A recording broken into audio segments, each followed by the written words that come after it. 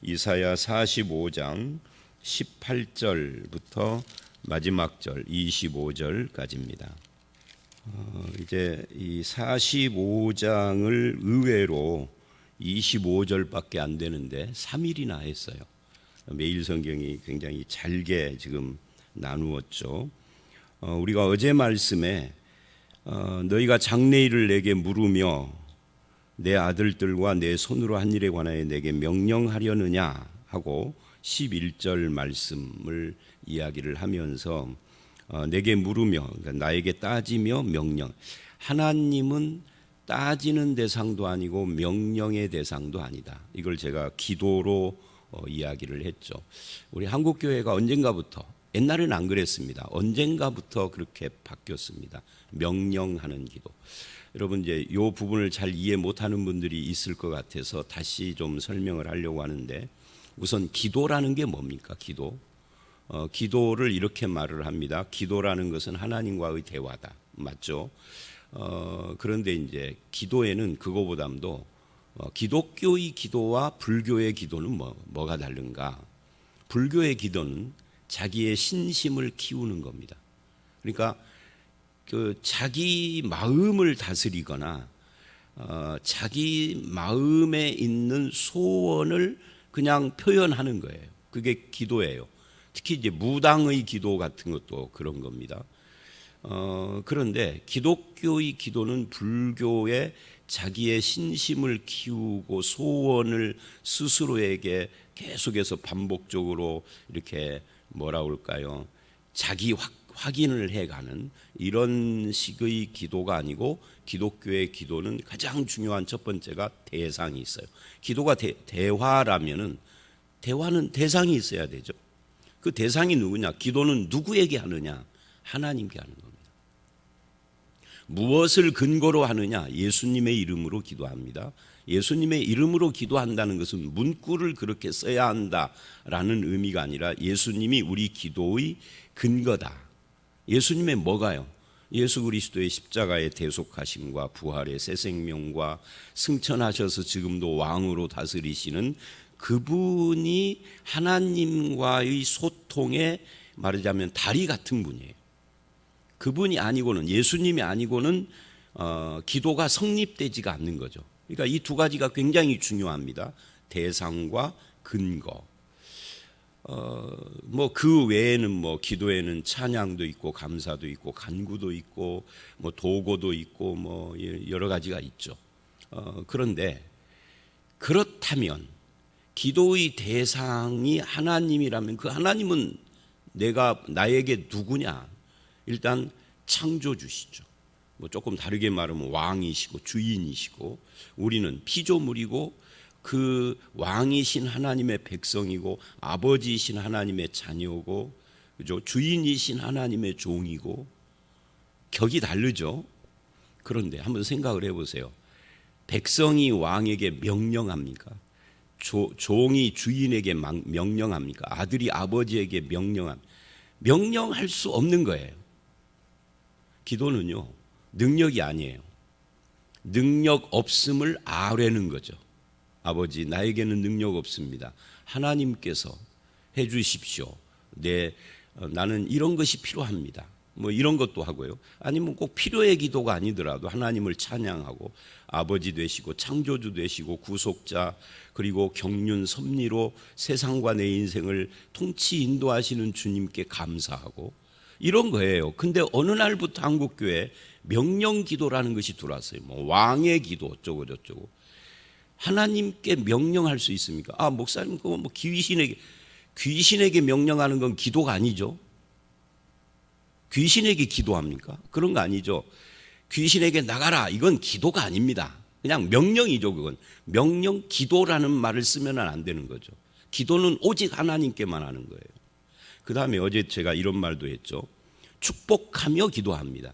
아니, 하나님께 기도하는데 예수님의 이름으로 누구를 축복하는 거죠? 하나님을 축복할 수는 없잖아요. 그죠? 그러면 내 기도를 듣는 사람들을 축복한다는 이야기인데, 그럼 나는 누구죠? 기도하는 자입니까? 축복하는 자입니까? 말이 안 되는 이야기를 하는 거거든요. 지금 문맥이 안 맞고 문법이 안 맞아요. 국어가 안 맞아요, 그게. 우리는 안 맞는 이야기 참 많이 해요. 예를 들면 우리 안 맞는 이야기 이런 거 있어요. 목사가 자기 부인 소개할 때 우리 사모님이라고. 아니, 그러면 내 아내가 우리 스승님의 아내라는 뜻이잖아요. 님자 빼고 우리 사모라고. 뭐 어떻게 내 사모가 되는 거죠? 그냥 내 아내 집사람 이러는 거죠. 우리가 안 맞는 이야기를 진짜 많이 한다고요. 이거 못 알아듣는 사람들이 있는 것 같아서 제가 이거 언급을 하는 거예요. 아주 중요한 문제, 한국교회가 기도에 타락한 부분이 너무 많습니다. 뭐 그 외에도 기도에 할 말들이 참 많아요.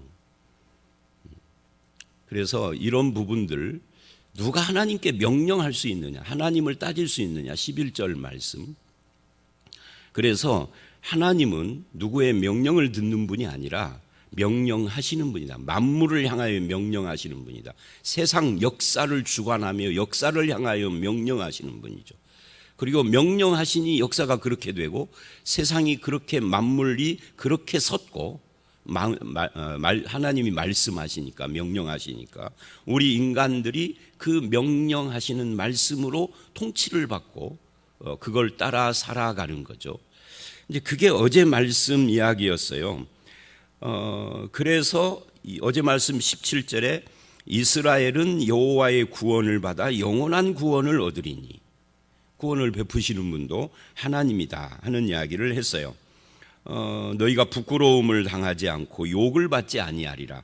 대저, 그래요. 오늘 말씀. 이 대저라는 말은 이게 쓰임에 따라서 왜냐하면이라는 이유가 돼요. 우리가 주기도문에 대개 이런 말도 있잖아요. 대개. 이것도 비슷한 뜻입니다. 자, 여호와께서 이같이 말씀하셨다. 하나님이 무엇을 말씀하셨느냐 하면은 하늘을 창조하신 그는 하나님이시니 땅을 지으시고 그것을 만든, 하늘과 땅을 창조하셨다 하는 이야기입니다. 창조주라는 이야기예요. 그래서 그 창조주 하나님은 그것을 만들기만 한 것이 아니라 견고하게 하셨다. 근데 창조하고 견고하게 하셨는데 그 다음이 이제 중요해요. 혼돈하게 창조하지 않고 사람이 거주하게 지으셨으니 나는 여호와라, 나 외에 다른 신이 없느니라. 이 혼돈하게라는 말은 헛되이라는 뜻이기도 합니다. 그러니까 하나님의 구원은 확실하고 그것은 하나님의 말씀에 근거한다 하는 이야기를 지금 하면서 18절은 하나님을 알 수 없는 혼돈하게 세상을 만드신 분이 아니다. 그래서 19절 나는 감추어진 곳과, 이게 감추어진 곳, 옛성경에는 은밀한 곳과 캄캄한 땅에서 말하지 아니하였으며 야곱 자손에게 너희가 나를 혼돈 중에서 찾으라고 이르지 아니하였노니 나 여호와는 의를 말하고 정직을 알리느니라. 성경 공부 때도 이거 꼭 나오는 말씀이잖아요.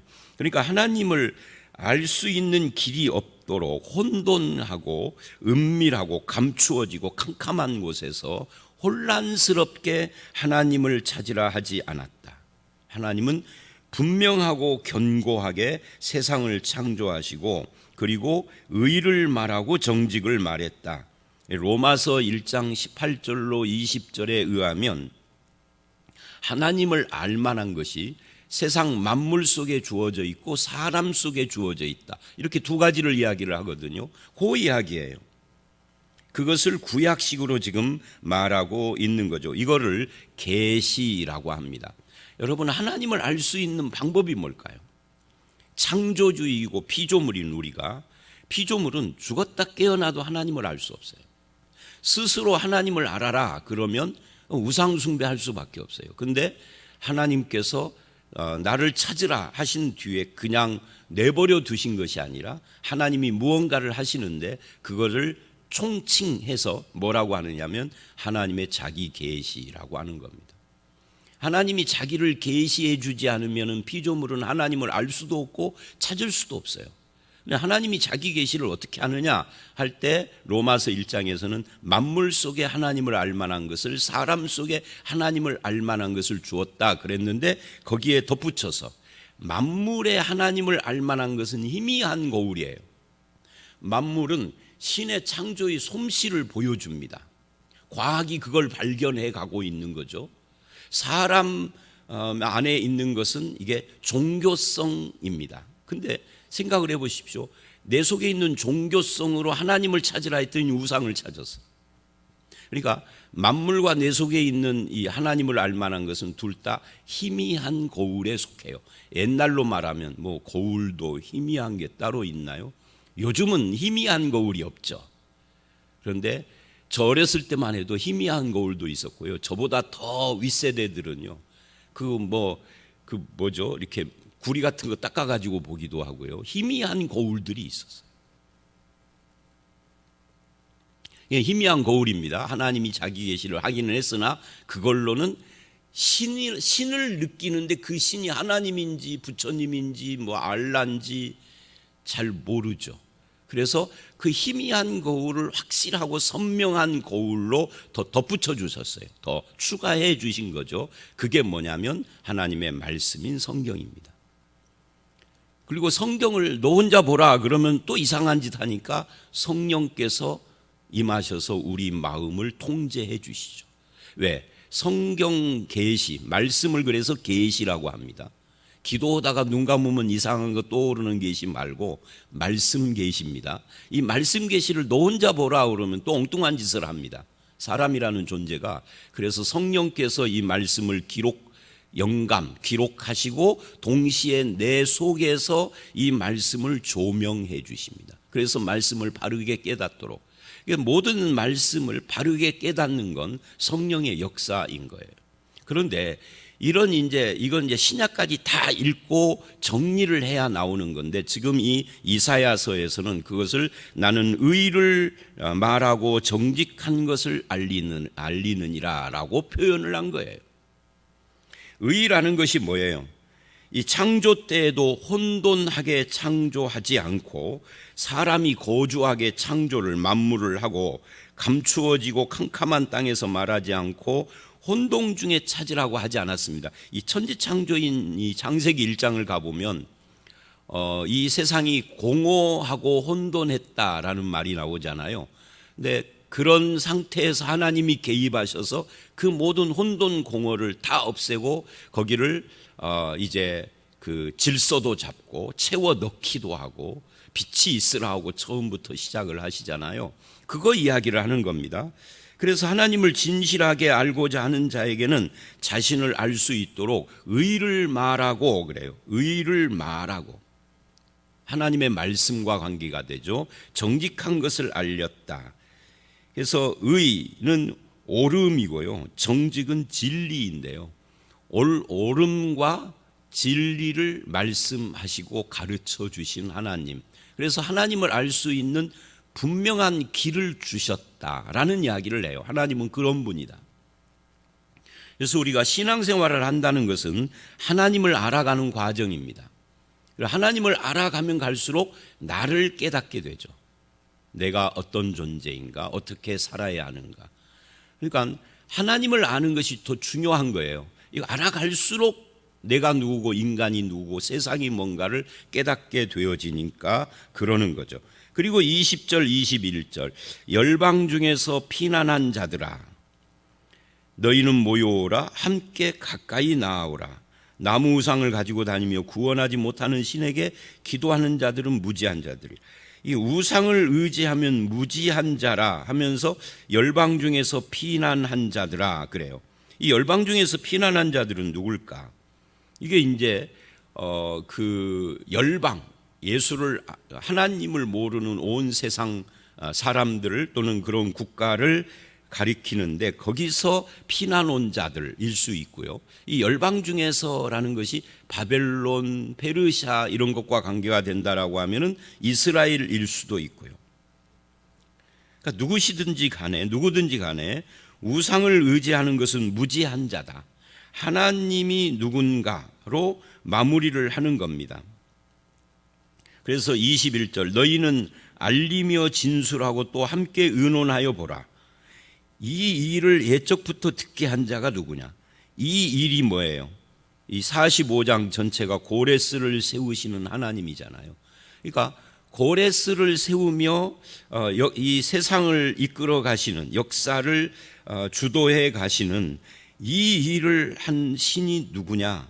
하나님 이외에 없지 않느냐? 그 하나님을 알아야지 우상과 미신을 찾는 자들은 다 허무한 것이고 헛된 것이다 하는 것을 이야기를 하는 겁니다. 그러니까 하나님은요, 어제 설교에서도 이 48장, 그러니까 수요일 설교가 지금 새벽 기도 묵상하고 겹쳤어요. 그래서 고민이 사실은 제가 많은데 담대하기로 했어요. 같은 말을 또 하더라도 새벽은 원고 없이 그냥 하는 거고 수요일은 원고 가지고 오니까 약간의 차이가 있겠죠. 자, 그래서 어제도 그런 말을 했는데 하나님이 진실하다, 하나님이 참신이다를 이사야식으로 말하면 미래를 예언하시는 분, 이걸로 말하는 거예요. 이사야 40장 이후는 고레스를 세우고 예수 그리스도를 예언하고 100년 뒤 이스라엘이 망하고 170년 뒤 고레스가 해방시키고 700년 뒤 예수님이 오셔서 우리를 죄에서 해방하는 이런 이야기를 계속 하심으로, 그것이 역사 속에 성취되심으로 하나님이 진짜다, 나 외에는 없다, 이걸 지금 보여주는 것이 이사야의 기록 방식입니다. 고레스를 일으켜 세상을 정복하고 이스라엘을 해방한 거, 이거 누가 했는 줄 아느냐? 하나님이 했다 이야기예요. 그러면서 이렇게 말을 하죠. 21절 끝에 나는 공의를 행하며 구원을 베푸는 하나님이라. 하나님의 역사의 특징, 공의와 구원이다 하는 거죠. 그러니까 이걸 거꾸로 하면 하나님의 말씀을 읽어도 기도를 해도 그것이 구원의 반대쪽에서 어떤 열매를 맺는다면 그거는 하나님께 기도한 것이 아니죠. 공의가 아닌 불의와 불법과 이런 것이 판치는데 그것을 위해서 기도하면은 그건 하나님이 듣지 않는 거죠.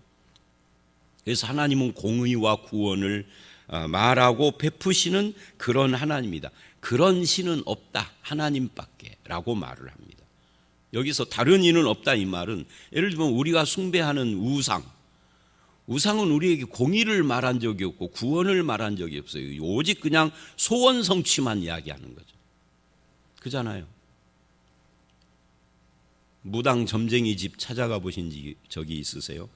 이 점쟁이가 공의와 구원을 말하는 경우 있습니까? 없습니다. 그건 아예 그런 체계 자체가 없어요. 인간의 욕심만 이야기하는 거죠. 소원 성취. 소원 성취를 다른 말로 하면 욕심이죠. 자, 그래서 하나님은 그런 면에서 다른 이가 없다, 유일하신 하나님이라고 말을 해요. 창조에 있어서도 유일하고 미래를 예언하고 역사를 성취하는 데도 유일하고 공의와 구원을 베푸시는 하나님이라는 면에서도 유일하신 분이다 라는 뜻이에요. 그 다음에 22절부터 쭉 이제 이어지는 말씀이 25절 마지막 절까지 이야기를 합니다. 땅의 모든 끝이여 내게로 돌이켜 구원을 받으라. 그러니까 공의를 말하고 구원을 베푸는 하나님께 돌아와서 구원을 받으라 그래요. 누가? 이스라엘만이 아니라 땅의 모든 끝. 여기서 우리가 오해하지 말아야 될 것은 성경에 땅 끝이라는 말이 나와요. 땅 끝까지 이르러 내 증인이 되라. 땅의 끝이 어디 있죠? 지구는 둥근데, 그죠? 구운데 이쪽으로 가도 둥글고 90도를 꺾어서 저쪽으로 가도 둥글고 그잖아요. 그래서 땅의 끝이라는 말은 땅의 끝이 있다 이런 뜻이라기보다는 온 세상을 말하는 겁니다. 그래서 어떻게 보면은요, 땅 끝이 지구 저쪽 왼쪽으로 돌면은 내 오른쪽이에요. 그잖아요. 계속 돌면은 내 오른쪽이 오는 거죠. 그래서 그런 의미에서 땅 끝을 말하면 안 됩니다. 뭐 어떤 분들은 땅 끝은 이스라엘이다 하면서 뭐 제3성전 이야기하는 분도 있고 그러는데, 그거보다도 하나님을 믿지 않는 온 세상, 그러니까 믿지 않는 온 세상 사람들도 내게 와서 구원을 받으라. 이게요, 이스라엘에게는 굉장히 충격적인 거예요. 저들이 충격을 안 받아서 문제지. 가끔 제가 이렇게 충격적인 표현을 하거나 내용을 말할 때가 있죠. 근데 그거 충격을 받으라고 하는 건데 충격을 안 받아. 충격을 받으면 둘 중에 하나예요. 반발을 하든지 변하든지. 근데 이스라엘도 뭐 변하지도 않고 반발을 하는 것도 않고 그런 거예요. 역사 속에서. 그러니까 돌이켜 구원을 받으라. 나는 하나님이다. 다른 이는, 구원하시는 다른 이는 없다. 뭐 축복하는 신은 있을지 몰라도 구원의 신은 없다. 소원 성취해 주는 귀신은 있을지 몰라도 구원하는 신은 없다. 하나님 이외에는. 그래서 이스라엘만이 아니라 온 세상이 구원받아야 된다. 내가 나를 두고 맹세하기를 내 입에서 공의로운 말이 나갔은즉 돌아오지 아니야. 이 돌아오지 않는다는 말은 취소되지 않는다는 거예요. 말을 뱉은 사람 입으로 다시 돌아오면 취소되는 건데, 그러니까 하나님의 구원 초청 22절 23절 이 구원 초청이 확실하다는 거예요. 그걸 무엇으로 알 수 있느냐? 내 입에서 공의로운 말이 나가면 돌아오지 않는 걸 보면 알 수 있다. 이 돌아오지 않는다는 말, 취소되지 않는다, 좀 긍정적으로 말하면 반드시 성취된다. 이걸 보고 알 수가 있다. 하나님은 거짓을 하거나 허풍을 떨거나 위선을 하시는 분이 아니다 하는 거예요. 확실하게 말씀하시고 그것을 반드시 성취한다. 그래서 내게 모든 무릎이 꿇게 하고 모든 혀가 맹세하리라 하였노라. 맹세한다 하는 말은 결국 신앙 고백을 하고 뭐 그러는 것을 말하는 겁니다. 그래서 우리가 그런 공의로운 말씀을 하시는 하나님을 붙잡고 하나님께 나아가는 겁니다. 그럴 때 하나님이 의롭다고 하시고 우리가 하나님의 의를 힘입게 되어지는 걸 구원받았다 이렇게 말을 하는 거죠. 그리고 24절 이하 내게 대한 어떤 자의 말에 공의와 힘은 여호와께만 있나니, 이 어떤 자의 말이 누군지는 몰라요. 사람들이 그렇게 말을 한다는 거죠. 사람들이 그에게로 나아갈 것이라 무릇 그에게 노하는 자는 부끄러움을, 하나님께 화내는 자는 부끄러움을 당한다. 공의와 힘은 여호와께만 있다. 공의와 구원, 공의와 힘. 구원을 말하든 능력을 말하든 항상 공의를 함께 말을 해요. 그러니까 구원을 베풀었다 또는 받았다 그러는데 공의에서 먼 쪽에서 살아요. 하나님의 능력을 말하는데 공의와 상관없는 능력이에요. 그러면 그건 참된 구원, 참된 능력이 아닌 거죠. 하나님의 능력과 구원은 그런 거다. 그래서 이제 우리는 하나님이 다스리고 인도 섭리하는 그런 인생을, 이 공의와 구원과 능력을 가지고 역사하시는 하나님과 하나님의 말씀을 붙잡고 믿음으로 살아가야 하는 거죠. 그러면서 하나님께 영광을, 하나님께 노하는 자가 아니라 하나님을 영화롭게 하는 자가 되어야 하는 것입니다. 그래서 25절 이스라엘 자손은 다 여호와로 말미암아 의롭다함을 얻고 자랑하리라. 이 자랑하리라, 이게 이제 자기가 받은 구원, 의롭다함을 얻은 것이 얼마나 감사한가. 그래서 하나님께 영광을 돌리고 신앙을 간증하고 이제 이렇게 되어지는 거죠. 자, 오늘 말씀 여기까지인데요. 우리가 어제 그제 말씀에, 그저께 말씀 7절에 하나님은 빛도 짓고 어둠도 창조하며 나는 평안도 짓고 환난도 창조하니라고 했지 않습니까? 그리고 나서 그저께 그 말씀을 하고 어저께 오늘 해서 계속 하나님의 창조, 하나님의 구원, 하나님의 섭리에 대한 이야기를 했습니다. 그러면 우리는 그런 하나님을 깨닫고 빛 가운데 하나님을 찬양할 뿐만 아니라 어둠 가운데서도 빛이신 하나님과 동행하는 삶을 살아야 하고, 평안 가운데 하나님께 영광 돌리고 감사하는 것은 당연하지만 평안이 아니라 고난과 환난 가운데서도 하나님과 함께 동행하는 삶을 살아가는, 환난 중에도 하나님께 영광을 돌리며 참된 평안을 누리는, 이것이 성도들의 모습이다 하는 것을 알 수가 있습니다. 저와 여러분이 오늘 말씀처럼 공의와 구원과 능력을 베푸시는 하나님, 유일하신 하나님, 그분과 함께 동행하고, 그럴 때 혼란, 혼동, 감추임, 캄캄한 속에서가 아니라 의와 정직과 진리 가운데서 하나님과 함께 하시는 저와 여러분들이 되시기를 주의 이름으로 축원합니다. 함께 기도하겠습니다. 하나님, 그렇습니다. 하나님은 천지를 창조할 때도 혼돈하게 하지 않고 하나님을 찾으라 할 때도 혼돈 중에 찾으라고 말씀하시지 않고 감추인 곳 캄캄한 땅에서 말씀하시지도 않고 의를 말하고 정직한 것을 알리며 구원을 베풀 때도 공의와 함께 베풀며 능력을 베풀 때에도 공의와 함께 능력을 베푸시는 분이신 줄 알았습니다. 이제는 우리가 하나님을 우상과 미신을 찾듯이 찾지 않게 하시고 하나님을 하나님답게 그렇게 가까이 하며 영광을 돌리며 그 말씀 진리와 함께 동행하는 그런 성도가 되게 해 주시옵소서. 하나님을 믿는 자답게 우리의 삶 속에서도 공의와 구원과 하나님의 능력이 나타나기를 원하옵고 진리와 함께하는 삶의 열매를 맺게 하시기를 간절히 바라올 때 예수님 이름으로 기도드려 싸움나이다. 아멘.